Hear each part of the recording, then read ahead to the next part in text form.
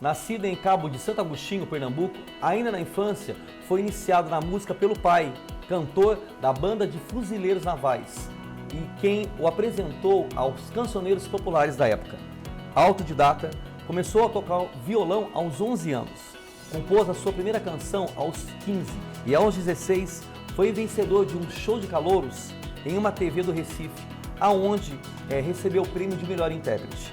Filósofo teórico e amante das artes marciais, faixa preta e terceiro dan no Karatê Do. É membro da antiga e mística Ordem Rosa Cruz. Recentemente, foi o segundo colocado da etapa regional do FESCamp 2023. Então, agora vamos bater um papo com o músico, violinista e compositor Tom Wood. Fique ligado, eu sou Léo Demeter e este é mais um Câmara Entrevista. Tom, tudo bem? Seja bem-vindo com a gente aqui no Câmara Entrevista. Bom dia, Léo. Bom dia aos nossos espectadores aí. Um prazer mesmo estar aqui com vocês. Tom, para a gente poder começar o nosso bate-papo aqui, eu queria que você iniciasse aqui contando um pouquinho sobre a sua formação musical. Quem te apresentou na música foi o seu pai, né? Sim. E que, inclusive, ele era cantor da banda de fuzileiros navais. Eu queria que você contasse um pouquinho como é que foi o início nessa época. Olha, cara, eu costumo falar isso, eu acho que é importante falar, porque, primeiro, eu não acredito em acaso, né? Em coincidências. As coisas acontecem por algum motivo. Mas eu jamais imaginei ser músico, tocar alguma coisa. E meu pai, cantando seresta, tinha um violonista que acompanhava ele, chamava Diel. Diel é falecido já, lá do Cabo de Santo Agostinho. E o Diel acabou tendo alguns problemas de saúde na época, e meu pai precisava de um cara para acompanhar ele, para tocar. Aí ele falava, cara, pega o violão aí, tem um violão em casa e vamos aprender, vamos desenvolver. E eu digo, pô, mas como é que eu vou aprender a tocar violão, né?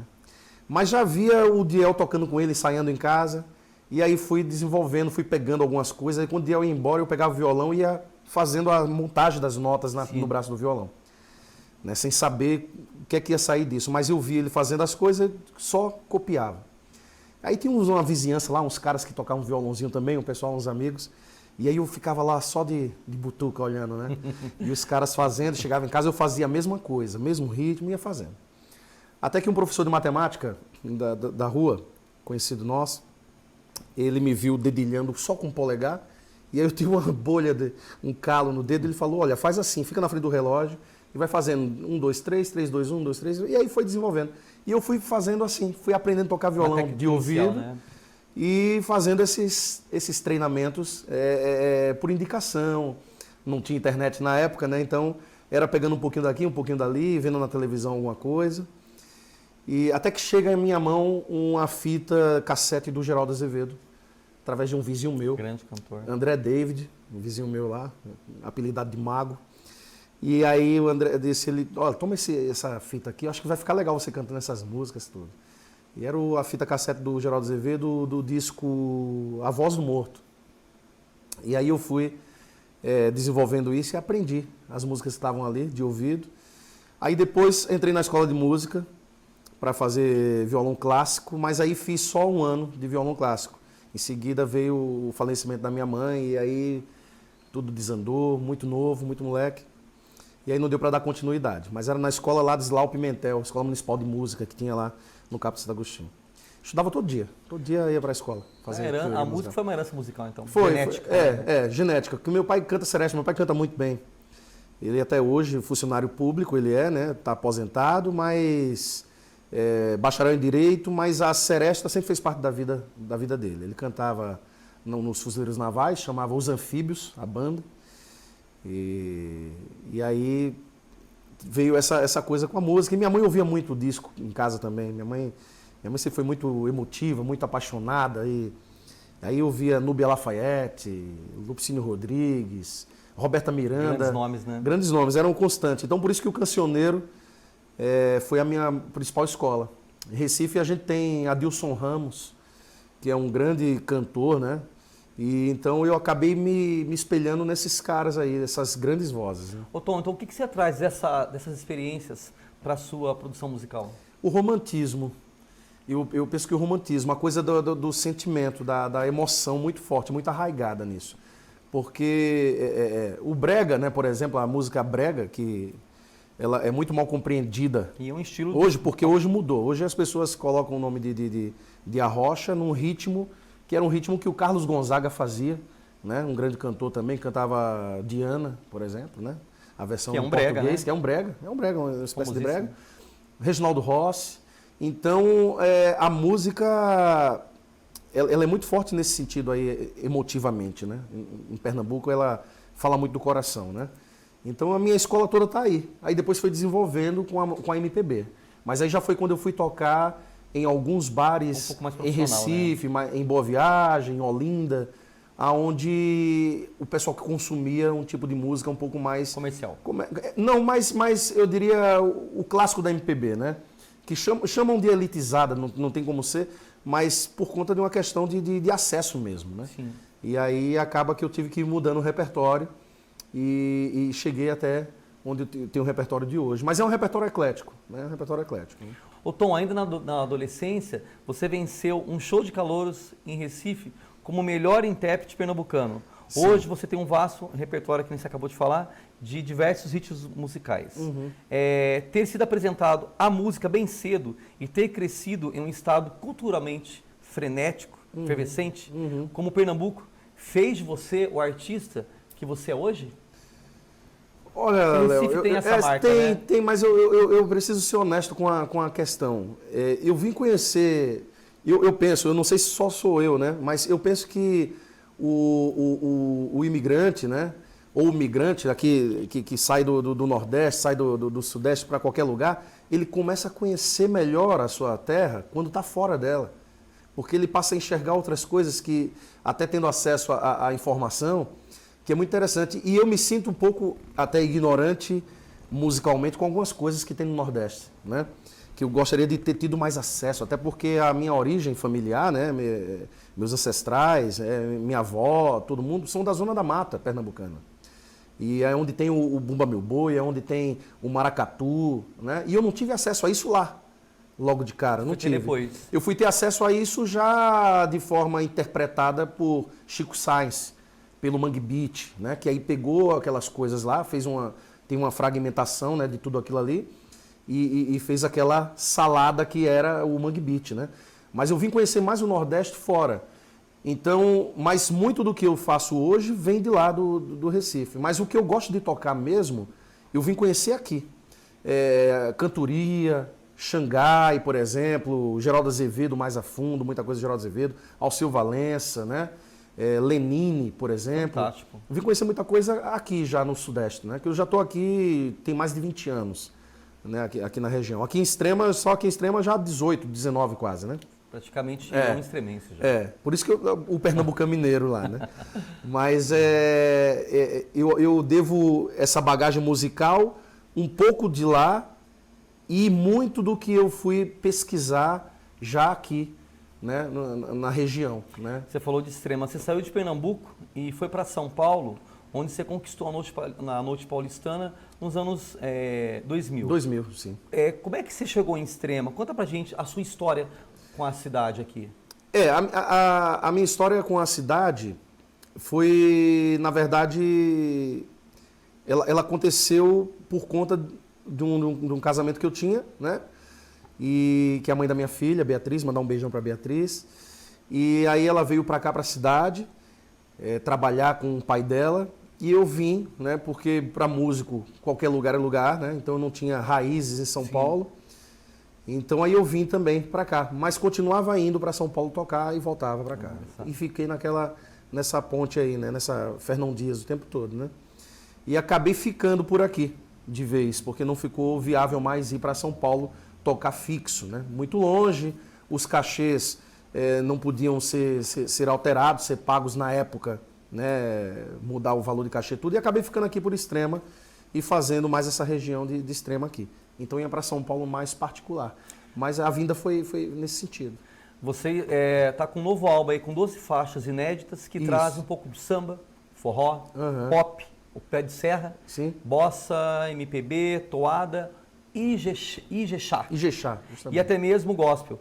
Conta um pouquinho mais sobre essa miscigenação, essa miscelânea do trabalho. Essa miscelânea é justamente a minha escola, porque eu tive um breve contato em Recife, no Cabo Santo Agostinho, com o protestantismo, né? com com a comunidade evangélica, muito novo ainda. Meu irmão, minha irmã também, até hoje, eles fazem parte da igreja. E cantei também muito tempo na igreja católica, na renovação carismática católica. Isso já depois da questão do protestantismo. E aí eu fiquei participando, me crismei, fiz primeira comunhão, me crismei e fazia parte da renovação carismática e tocava violão e cantava na igreja. Então a bagagem, por exemplo, da questão gospel, essa sensibilidade, né, foi ampliada através daí. E os ritmos, todos os ritmos estão no Nordeste, né? Ijexá também, samba tem também. Usina, né? O Nordeste sim, sim. E aí acabou que eu fiz. Mas se você observar, a maioria das músicas fala mais dessa questão de amor, de sentimento. Entendi. Né?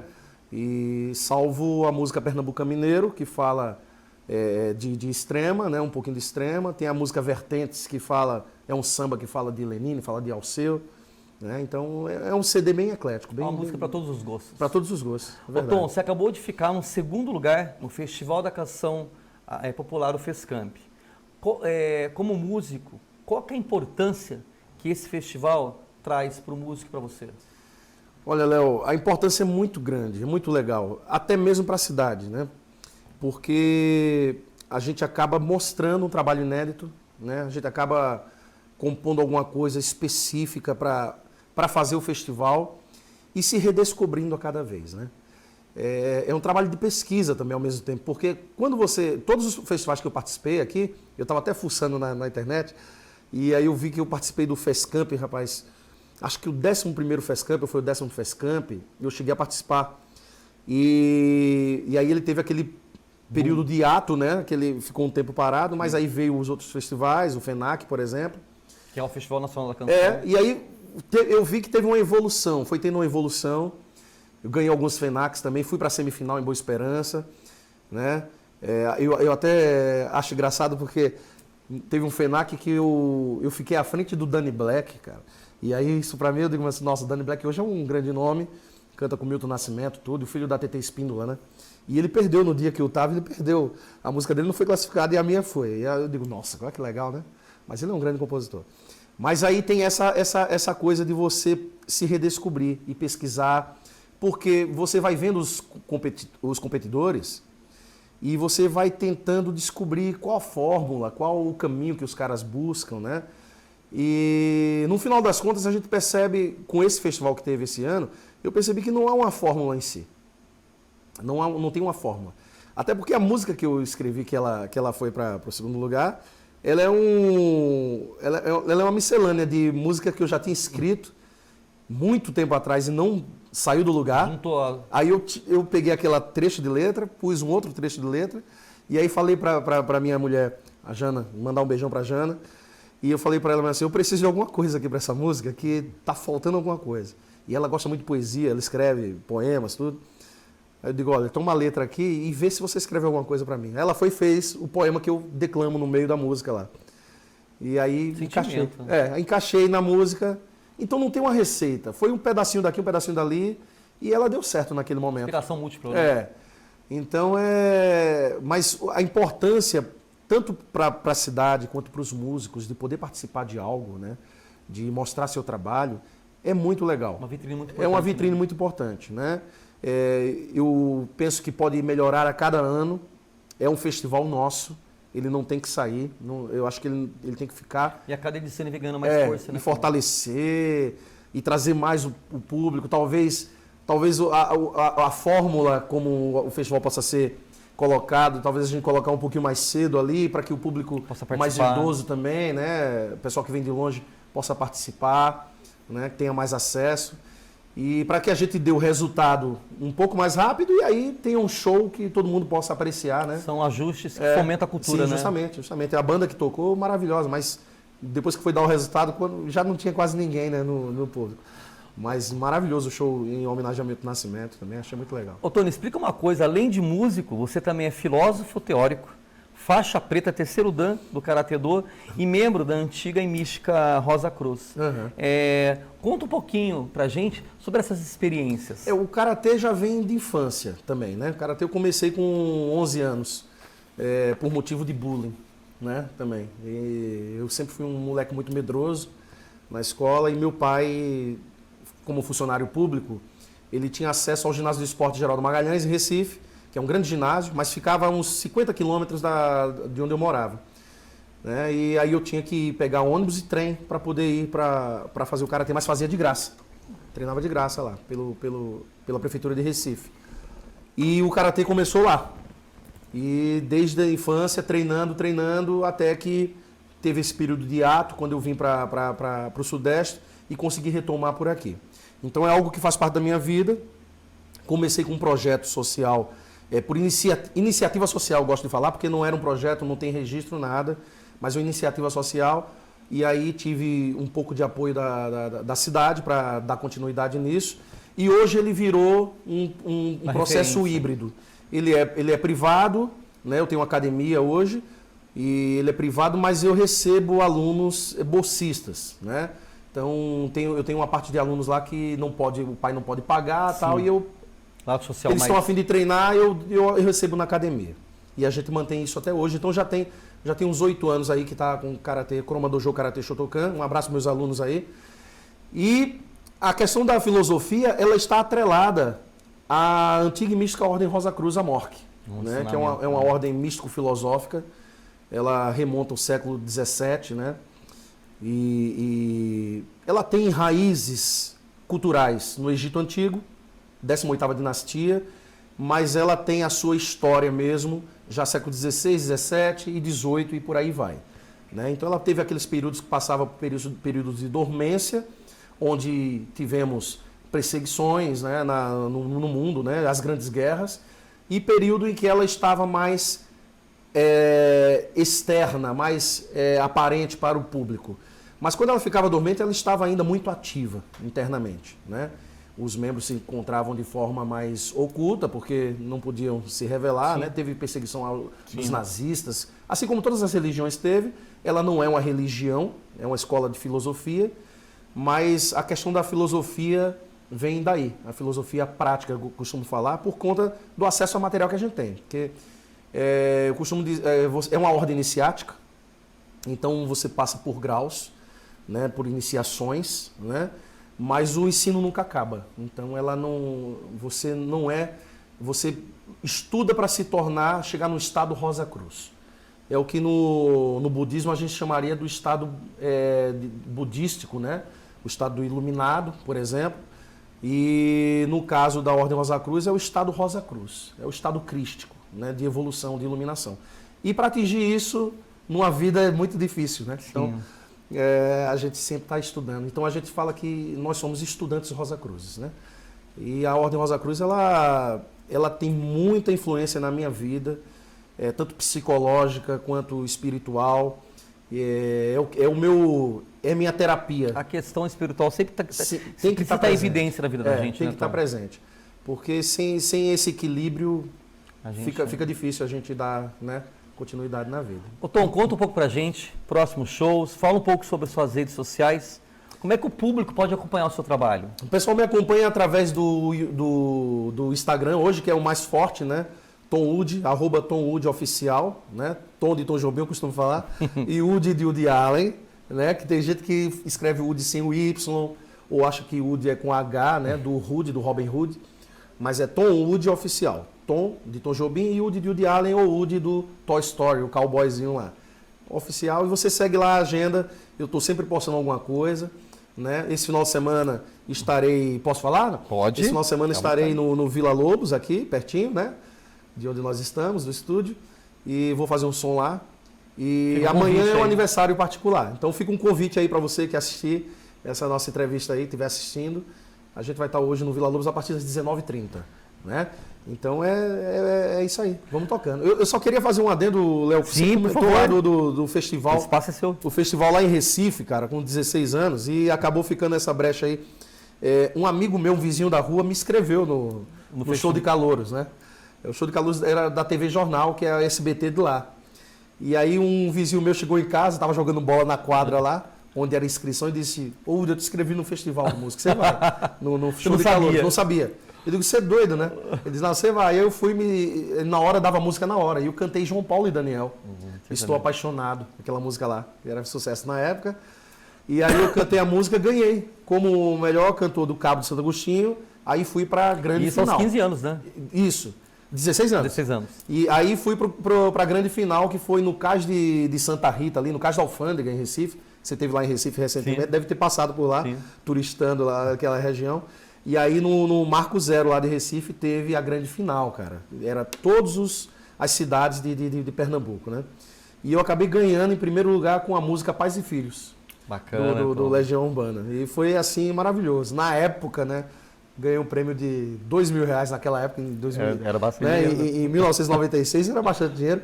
E alguns brindes de uma empresa de macarrão e essa coisa toda. É muito legal. O jabá, o famoso jabá, né? E aí fiz fiz uma entrevista para a rádio, né? Na época. Mas foi muito bacana, foi uma experiência bem, muito legal. A gente falou muito de música. Vamos dar uma palhinha pra gente? Vamos aí, lá. então? Vamos lá? O que é que você gostaria de ouvir ainda? Fala. Eu deixo a seu critério. Vamos lá? Vamos fazer uma música autoral. Vamos fazer a música autoral do festival aí. Vamos lá. Fazer um trechinho dela. Ver se eu lembro, né?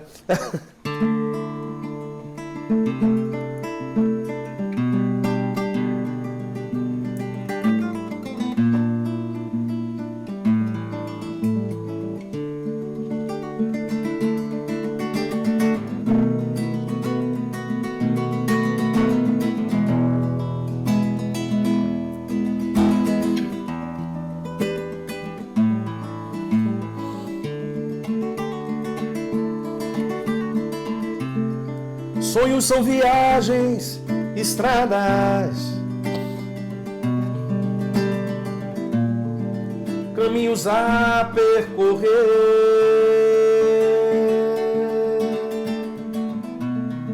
São lares, partidas, chegadas. São braços abertos a nos receber. Olhares, beijos e afago.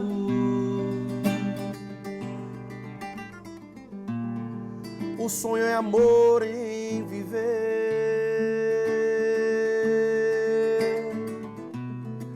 O canto é um choro rasgado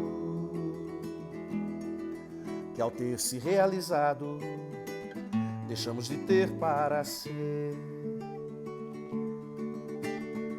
Ser feliz um aprendiz do que se conquistou no hoje, sem a utopia do amanhã que tenta adentrar com a ventania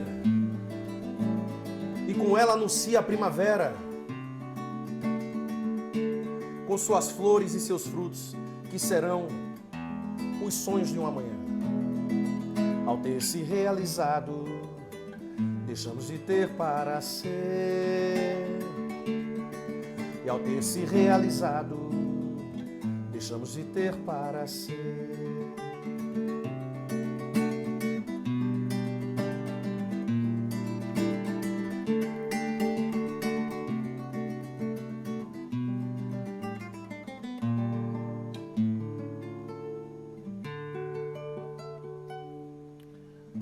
Belíssima música, Tom, parabéns. Um trechinho dela, Caminho dos Sonhos.